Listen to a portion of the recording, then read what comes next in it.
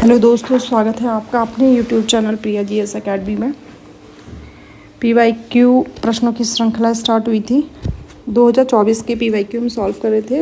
आज स्टार्ट करते हैं क्वेश्चन नंबर 11 से और भी 20 क्वेश्चंस को लगभग करने की प्रयास करेंगे। आइए स्टार्ट करते हैं। पहला प्रश्न है, निम्न में से कौन सा एक वन समूह भारत के सर्वाधिक क्षेत्र में विस्तृत है?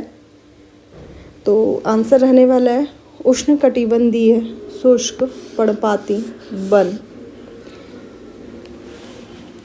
सेकंड प्रश्न है, काबिनी नदी एक सहायक नदी है कावेरी रिवर की। बहुत इंपॉर्टेंट टॉपिक है। एग्जामिनर ने अभी कावेरी रिवर्स की ट्रिब्यूटरीज पूछ ली है, एक ही पूछी है। आप कावेरी की जो दूसरी ट्रिब्यूटरीज है, नर्मदा की, तापी की, गोदावरी की, गंगा की, इनकी एक लिस्ट बना लीजिए। अगला प्रश्न है, जब कोरियोलिस प्रभाव दाब प्रवणता बल द्वारा प्रतिभारित हो जाता है तो परिणाम स्वरूप उत्पन्न पवन को कहा जाता है। इंग्लिश में दिया है, when the Coriolis effect is counter balanced by the pressure gradient force the resulting wind is termed as. तो इसमें दिया है कि कोरियोलिस बल जब काउंटर बैलेंस्ड हो जाता है प्रेशर ग्रेडियंट फोर्स से, दैट मीन्स तो उसके बाद जो विंड रिजल्ट होती है, जो विंड बनती है, उसको क्या कहते हैं? आइए देखते हैं। अगर आपने इस प्रश्न को पहले हम कोशिश करेंगे ऑप्शंस के थ्रू करने की, फिर इसको आगे देखते हैं। देखिए, व्यापारिक पवने जब हम तैयारी कर रहे हैं तो हमें पता है कि ट्रेड विंड्स क्या है। ये टॉपिक हम अलग से पढ़ते हैं ट्रेड विंड्स का। प्रचलित पवने प्रिवेलिंग विंड्स हम अलग से टॉपिक पढ़ते हैं। ध्रुवीय पवने पोल्स के पास जो विंड्स फ्लो होती है उसे ध्रुवीय पवने कहते हैं। तो अगर हम ध्यान से देखें और हमें कुछ भी इस विषय में ना पता हो तो ऑटोमेटिकली हमें ये वाला टॉपिक सबसे अलग लगेगा। तो आंसर भी भूस्थैतिक पवने रहने वाला है। जनरली क्या होता है कि ये आपकी डिफरेंट प्रेशर की लाइन है, suppose P1, P2, P3, P4। जो प्रेशर ग्रेडियंट फोर्स होगा वो इस तरह से कहीं ना कहीं लग रहा होगा। कोरियोलिस फोर्स क्या करेगा? जो प्रेशर ग्रेडियंट फोर्स की वजह से जो विंड्स क्रिएट हो रही है उसकी डायरेक्शन को चेंज करने की कोशिश करता है, एक तरह से रेजिस्टेंस क्रिएट करता है। तो कहीं ना कहीं इस तरह से विंड आपकी फ्लो हो रही होगी। Coriolis force, pressure gradient force और ये विंड की डायरेक्शन को शो किया गया है।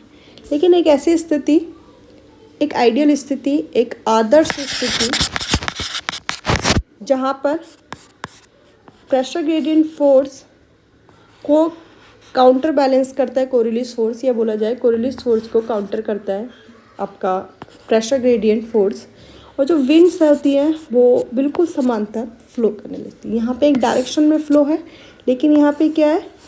समांतर है जो आपकी प्रेशर लाइन से उनके।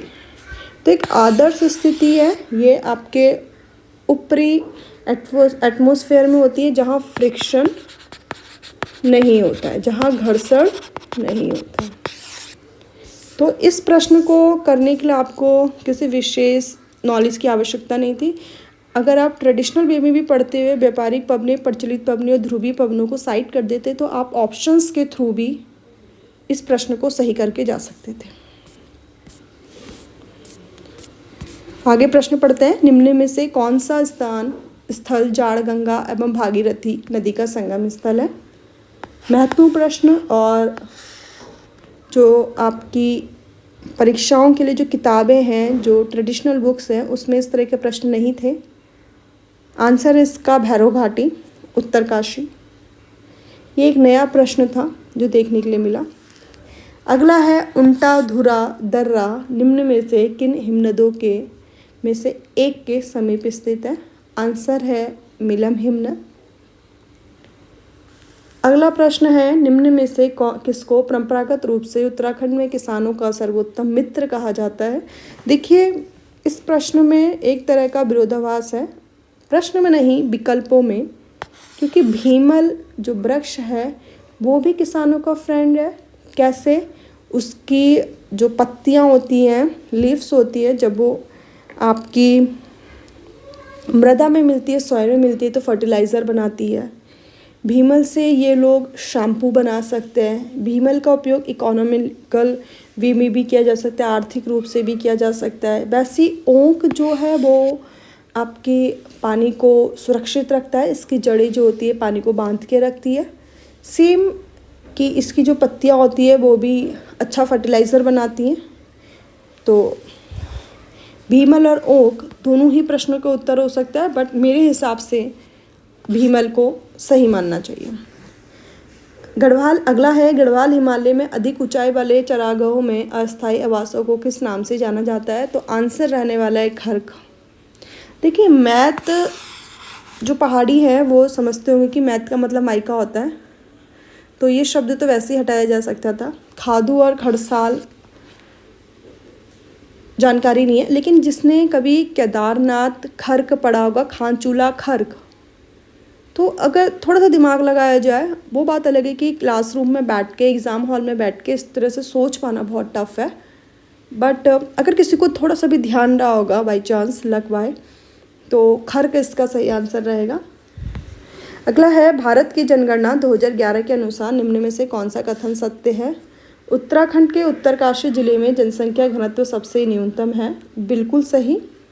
अगर आप उत्तरकाशी देखोगे, इसके पीछे एक रीज़न ये हो सकता है, उत्तरकाशी सबसे ज़्यादा नॉर्थ में, तो रहने की जो कंडीशंस होती है, जो ह्यूमन बींग्स को चाहिए होती है, वहाँ बहुत लिमिटेड स्कोप मिलेगा आपको। तो 41 यहाँ रोजगार की समस्या हो सकती है, चिकित्सा की समस्या हो सकती है, एरिया बहुत बड़ा हो सकता है, तो बहुत सारे रीजंस हो सकते हैं जो इस बात को जस्टिफाई कर दे कि यह जनसंख्या घनत्व सबसे कम है। तो यहाँ 41 पर्सन पर स्क्वायर किलोमीटर पे, मतलब 1 किलोमीटर स्क्वायर पे सिर्फ 41 पर्सन रहते हैं, मतलब खुल के रहते हैं। उत्तराखंड में रुद्रप्रयाग जिले का लिंगानुपात सर्वाधिक है। यह विकल्प गलत है, आंसर है अल्मोड़े का। उधम सिंह नगर में मुस्लिम आबादी का प्रतिशत सर्वाधिक है। एक बार लगेगा कि उधम सिंह नगर में ही मुस्लिम आबादी का प्रतिशत सर्वाधिक है। कारण क्या हो सकता है? क्योंकि उधम सिंह नगर तराई वाला क्षेत्र है, और हरिद्वार वाला क्षेत्र जो है थोड़ा सा आपको अलग लगेगा, बट आंसर है गलत, क्योंकि हरिद्वार ऐसा ज़िला है जहाँ मुस्लिम आबादी लगभग 4.28% के आसपास है, और आपका उधम सिंह नगर में इसके कंपैरिजन में कम है, लगभग 28 या 22% से 28% के बीच में है। तो इस हिसाब से विकल्पों में पहला विकल्प सही है, दूसरा गलत है, तीसरा गलत है, तो विकल्प डी आंसर रहने वाला है।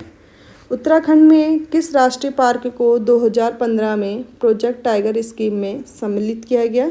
तो आंसर रहने वाला है राजाजी राष्ट्रीय पार्क।